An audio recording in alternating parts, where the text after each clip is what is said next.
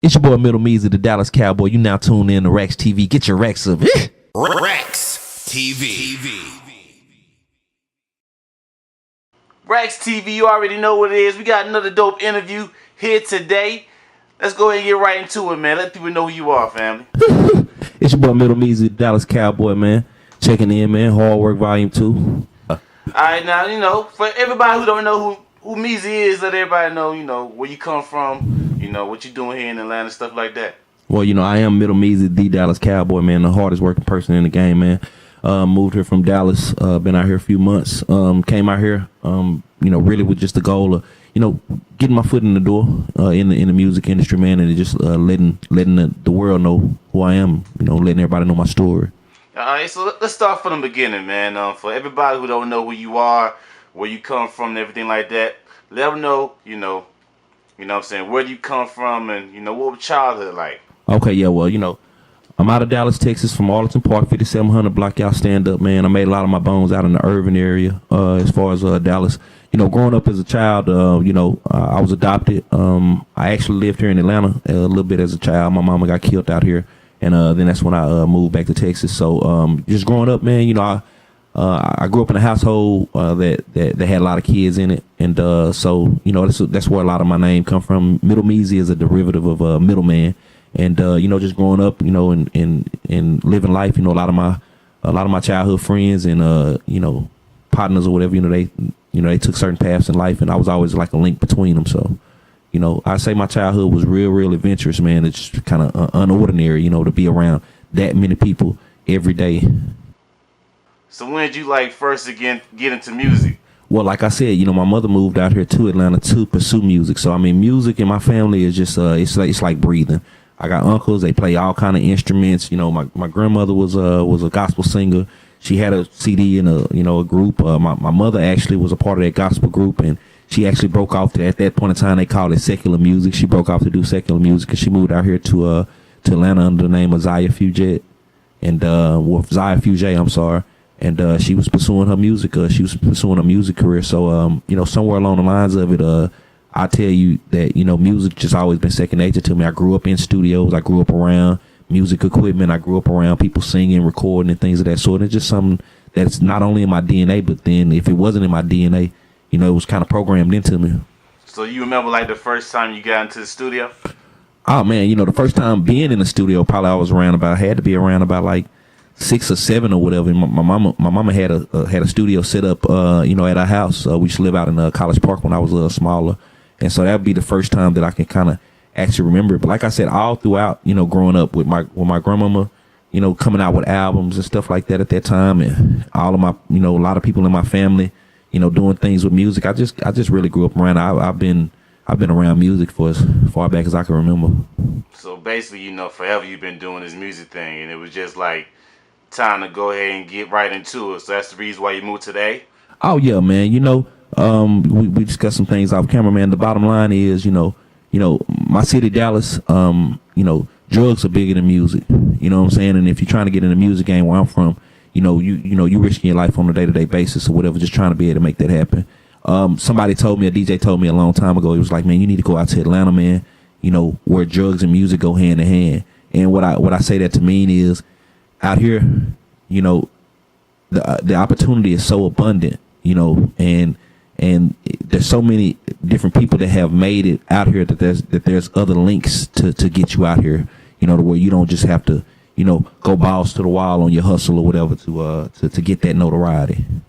Yeah, so since you've been out here in Atlanta, Georgia, how long has it been? I've been out here about 4 months now. It's going on 4 months. So 4 months you've been out here in the A just hustling? Man. I mean, any open mic, any showcase, I'm there. Going into these clubs, man, getting these DJs to spin the record, networking like crazy. Just meeting who I need to meet, and being where I need to be. That's how I define my whole time being out here. Like I say, man, it's easy. All you got to do is work hard. So it's been nonstop work. You know what I'm saying? I appreciate every aspect and every step and everything that I've been through since I've been out here, and everything that I've been through before getting out here, because it kind of prepared me to come out here and realize, ain't nothing easy. Nothing's gonna get given to you. You know what I'm saying? And you know, you got to get out here and do what you got to do and take what you want. And that's what I came here to do. Yeah, so I mean, since you've been out here networking and everything like that, how do you feel like Atlanta has been? You know, is everybody pretty much open arms, or is not so much closed out? Cause I mean, you know what? This is what I say. When you're not expecting nobody to give you nothing, there's no such thing as open or closed arms. You know, I'm in my world, actively doing what it is that I'm doing, and those that are being attracted to my world and those that are coming into my particular world, you know, they seeing that. You know what I'm saying? You know, I'm over here doing what I'm doing. So I've had a lot of people just like, man, I haven't seen nobody attack like how you doing it, in a long time. You know, I'm on the scene, flyers, banners, posters, junk drives, and all that different type of stuff. So I came on the scene to promote myself. I didn't come on the scene to, not say get to know anybody else, but I didn't come on the scene. I didn't come here on this scene, lost. I came already with a direction. I came already with a goal. I already came with a management team. We came with hits. You know what I'm saying? We came with music that we already, getting out there. So not that I don't need to meet certain people, but certain people look at what I got going on as if they need to meet me, and it just makes a real good mesh right there, because a lot of the networking and everything that I'm doing is natural because I'm out here doing it. You're actually out here trying to do it too, and we linking up in that line. Bet it up. I mean, it sounds like you guys pretty much got everything in house. Yeah, a lot of people don't have that kind of team behind them. So how does it feel to have that kind of team, being in such a big city known for music? Is it easier for you, or? You know what, man? I tell myself something every day when I wake up. There's a lot of work to do. I'm finna have to work real hard. So when we hear easy, or we hear just things of that sort, I couldn't say that it's easy. I know that it's a lot. It's more of a load off of my shoulders to know that I'm not stuck in the phase of building up to do something that I'm in a phase of. Okay, I got what it is that I need. Now I need to work it. I was watching something the other day. I'm a big YouTuber, so I watch a lot. I watch a lot of your interviews too. But I'm a big YouTuber, and it was like having it and making it will never happen if you don't work it. So I have it, and the goal is to make it. But in order for me to make it, I have to work it. So that's my mind frame. My mind frame is every day I'm getting up, the same motion, the same motivation. And that motivation is to work what it is that I have. And another thing that I kind of learned, just being here and just being on the ground in general, we all motivated. I stay motivated, but are you dedicated? And with motivation without dedication, you're not going to get anywhere. So there's a lot of things I've had to sacrifice. I've had to sacrifice a lot of things. There's a lot of mental mind frames that I had to sacrifice. There's issues and problems that I've had in the past that I've had to sacrifice to be able to move on and have the strength to do what it is that I'm doing. And that's where my mind frame come from. All right, man. So I'm sure everybody that's watching right now, they wondering, you a rapper. What's up with the hat? What's up with the hat? Oh man, it's Middle Meezy, the Dallas Cowboy, man. This is me. You know what I'm saying? This is something I've been doing for quite some time, man. But as I'm here in Atlanta, it sticks out a lot more for the simple fact it says a lot without saying something. You see a cowboy hat, you think Texas. You see what I'm saying? You see a cowboy hat, you think cowboy. You know what I'm saying? And a part of my whole moniker is Middle Meezy, the Dallas Cowboy. You know what I'm saying? And so I got a nice amount of hats, you know what I'm saying? And it's something that's gonna get a lot more deeper, you know what I'm saying? We actually are here over on my team. We looking at a way to monetize hats. And before I would sell anything as far as like as an artist, artists now, they have products and things of that sort. This is the first thing. It's gonna be the first thing that I'm gonna have my own line of hats. So we working on that right now, man. So right now, because I ain't gonna lie, it's fly as shit. You know what I mean? It's not, especially the way you got it. You know what I mean? But you really feel like, people, at least the people who follow you, they gonna be really feeling the hat. So watch this, man. You know what's so crazy, man? I've done my share of time before, or whatever. And I remember one time back in the Gap, man, we was just when you locked up or whatever, everybody kind of telling they vision and they goals and they dreams or whatever they're gonna do when they get out. And I kind of came, I got riled up to really pursue this music thing when I had to do probably the longest little stint of time that I ever had to do. And in that time period, I kind of put a few little ideas out there, and oh man, they just bust out just laughing at me or whatever. When I said something about the cowboy hats, like, oh no, this is that. But I already had my whole mind frame, my vision. I had already seen how I was perceived when I stepped out on the scene in Texas with cowboy hats on, and so I already had kind of like that idea. And I had a story one time, man. I was with one of my partners or whatever, and we was getting ready to fall out. I was with about 3 or 4 of my little partners at that point in time. So I stopped inside this one little gas station or whatever, and they had a nice little cowboy hat, you know what I'm saying? And I went up and I had got it, and I put it on. It happened to match everything that I had on. And my partner was like, oh, nah, man, what is it, man? I'm not going nowhere with you. So we going to this little strip club in Dallas, man. Dallas Cabaret North. I want to say it was North or it was South. People from D-Town know what I'm talking about. Yeah. And so I was off in there or whatever. And I'm sitting down, and my partners, they over there, they on the side. Man, the baddest chick come up to me. What are you? Who are you? What do you do? Are you a pimp? I'm like, no, but I mean, it just kind of sticks out, man. And like you say, it's fly, and we do fly shit over here, man. So most deaf, man. I mean, so with that persona itself, who inspired you to basically start rapping? Oh man, you know what? My inspiration to start rapping, man, just really comes from for number one, Eminem, Jay-Z, Pimp C, Juvenile, man, kind of come along from that particular Master P. You know what I'm saying? These are the things that I was raised off of in Texas. You know what I'm saying? And then when you look at ways to get money, and ways to leave your mark out here, it ain't nothing like rapping. You know what I'm saying? People know your thoughts, they know your mind frame, they get a chance to know your story. You can monetize it or whatever. So I mean, rap is just a conglomerate of a lot of things that I've been through. Just this whole will to express myself, this whole will to keep hustlers motivated, this whole will to motivate myself. All of that.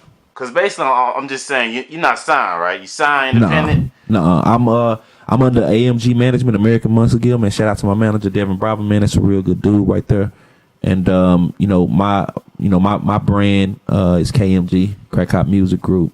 I actually had an opportunity to sign with Maybach a few years back, and I made a mistake of getting in trouble and getting locked up. So I've been on the scene in a certain form or fashion.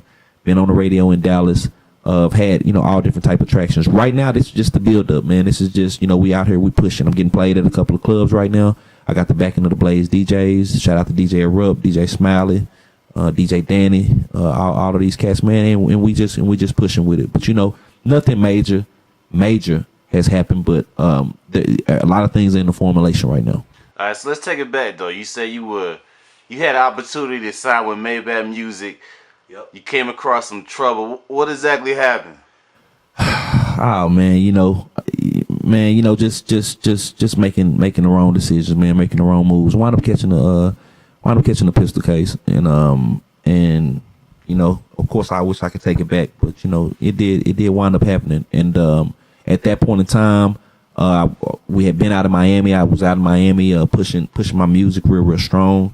I came across Lil Kim's manager at that point in time. Shout out to Greg Walker. He was amazed by the music. We were actually at a MMG function where they were doing a album signing party for Tracy T and what's his name, Fat Trail at that point in time. I made a nice impression in the building or whatever. Had my music everywhere. Had CDs on every table and everything like that. And they kind of noticed me at that point in time. About 2 weeks later, I wound up getting a call, from the dude, and it was just like, well, hey, man, MMG's looking for a Texas artist with, and they like you, so just be on the lookout. Everything's official. It's happening, and you would think at that point in time that somebody would just sit their ass down and just let things be what they were, and I just lost track of that opportunity, man, and just still out here just living that life, living that street life, that hustler life, and cost myself opportunity. So that's something that I can deal with a lot more as I see, that I probably wasn't ready for that opportunity at that time anyway. You know what I'm saying? I probably would have squandered it, with the crazy things that I had going on in my head at that point in time. I might have got all that money and did the wrong thing with it. So it just is what it is. And I'll tell you a story there too, man. You know, Free My Boy Twisted Black. You know, that was another opportunity I've always had before in the past. There was an artist out of Fort Worth, Texas, named Twisted Black. He took a real big liking to me. We had a few songs out there. Some of the biggest music or some of the most known tracks that I have is with this man right here. And at that time, he was signed to TVT, which is where Lil Jon and everything that we're at. And the week after he signed the deal, boom, feds came. They locked him up 27 years. So, you know, this is a story that I've actually seen play out, you know, in my own eyes before. And, you know, it's a tragedy when that kind of happens because, you know, no matter what we say, you know, no matter who it is out here, we all are really just trying to solidify ourselves for future. You know, no matter what it is you're doing, anybody with a head on their shoulders, everything it is they doing is to make a bigger and better future for themselves and whatever. And, you know, we just happen to play a game. We happen to come from a place and live a lifestyle where this is normal. And, you know, this happens, and we actually prepare ourselves for it. You know what I'm saying? 2 Chainz got, I'm going to be fresh as hell if the feds watching. You know, it's nothing to us. You know what I'm saying? This is a part of our world. This is a part of the life that we live. But, you know, I'm not trying to have it play out there like that for me. You know, so, you know, I'm conducting myself and handling myself, you know, likewise.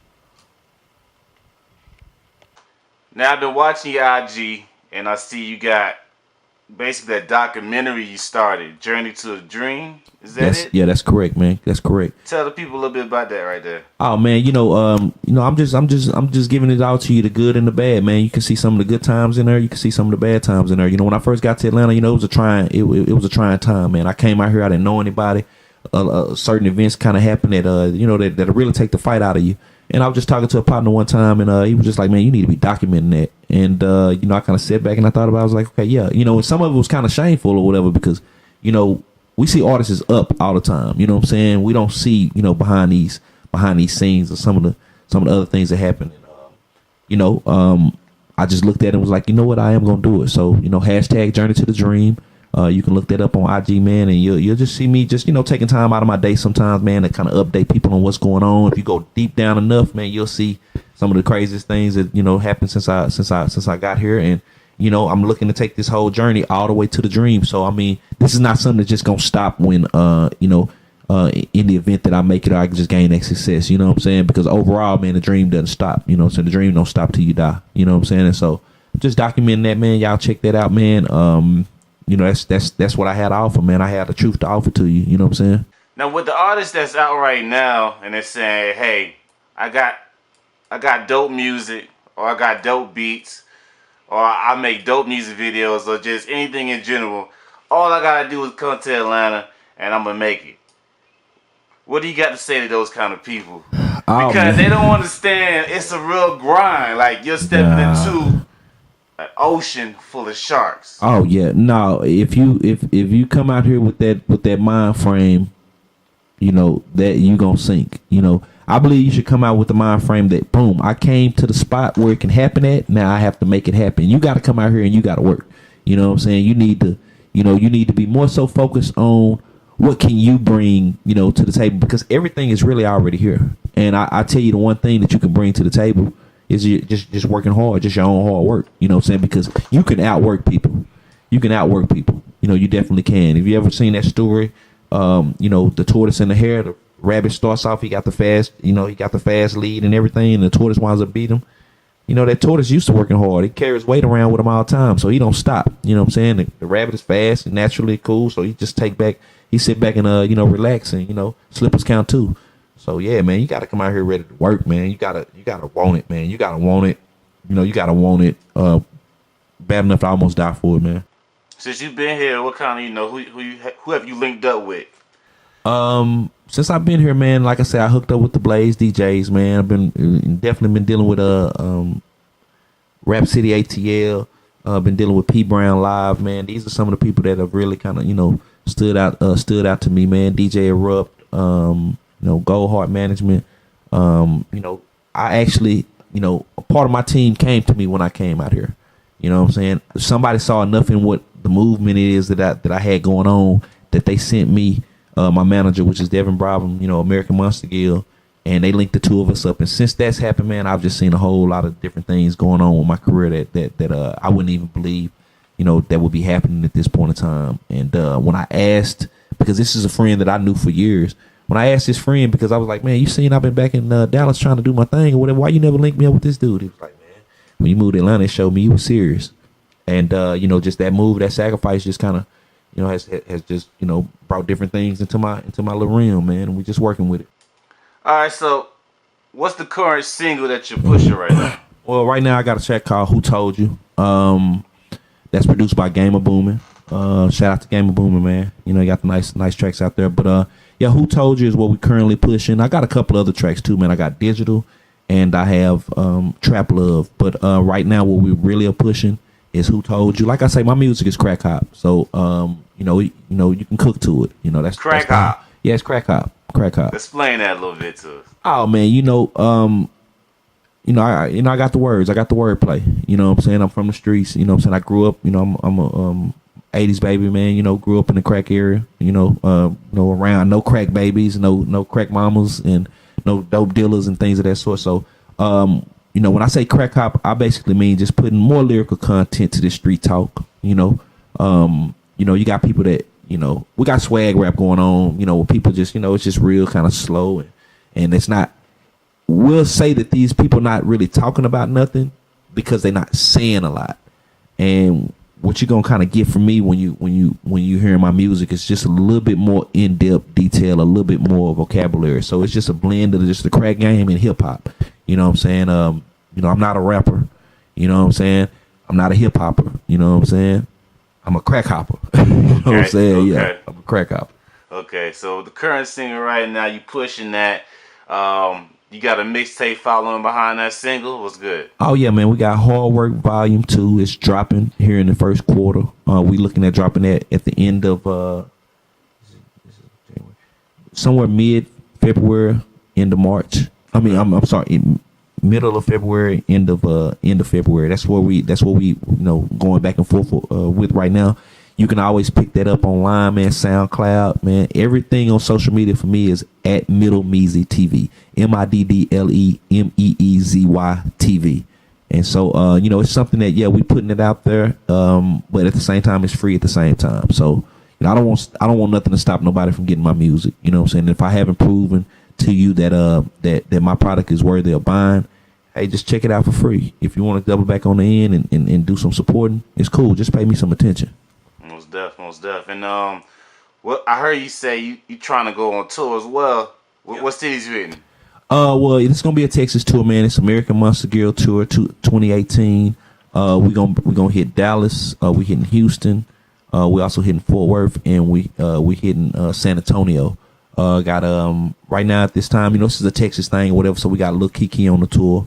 Right now we molding between Mo3 or Trap Boy Freddy, for the Dallas leg of it, and just a whole other host of local Texas artists, as well as we got a couple people from Cali too. I think H Money Stacks is coming, and we got my boy JK Mari. I believe he's gonna be a part of the tour too. And Austin is a part of the tour as well. We're gonna be right around. It's all around the South by Southwest time. So it's just real excited, man. I've never been on tour before. In any form or fashion, so we getting riled up for that, man. We're getting a nice amount of buzz, kind of formulated up for that. And, we just over here working, man. Like I said, I'm just blessed to have a good management team behind me that has an idea and has a vision for the brand that I already got going on. And hey, man, I'm looking to work, man, and get out there, man, and let these people know I exist.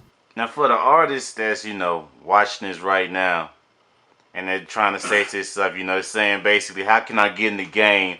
What advice do you have for those artists out there? Make up your mind. Make up your mind? Make up your mind. Yeah, make up your mind. That's number one, man. You got to make up your mind. And then once you decide that you've made up your mind to do something, you got to take action. You see what I'm saying? And then use your resources. So make up your mind, take action, and use your resources, man. And then it grows from there. Don't try to do everything at once. Baby steps count too. You see what I'm saying?